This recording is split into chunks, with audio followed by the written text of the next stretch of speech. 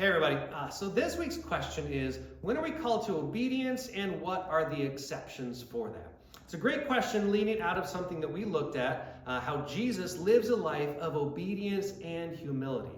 When again, he didn't need to, but that's what God calls him to do, to be obedient to his earthly parents while he's a young child, to be obedient unto death and a humble death on the cross. And so those of us who consider ourselves Jesus followers, well then that's our model. We're called to obedience, we're called to humility ourselves. But are there exceptions?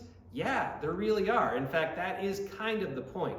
To figure out when God is calling us to obedience and what that looks like, sometimes that means we're actually going to be confrontational to things that might be asking for our obedience or demanding it, if you will. I think of times like apartheid during the time where that existed in South Africa, civil rights issues in America, rights issues in our day today. Honestly, sometimes the obedience thing to do from a God-following standpoint is to challenge unjust laws, unjust activities, to stand up both with and for people who are being oppressed.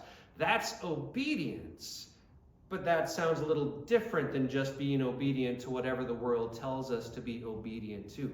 It's really tough. It's really challenging. It's one of the reminders that, again, being a true Jesus follower is hard to figure out when we're called to do this and when we're called to do that. So how do we know? Well, a lot of conversation with God, a lot of conversation with other people within that process, and just, I think, again, to say it from the backwards now to the beginning, being obedient and humble to God will help us figure out when we're being obedient and humble to God.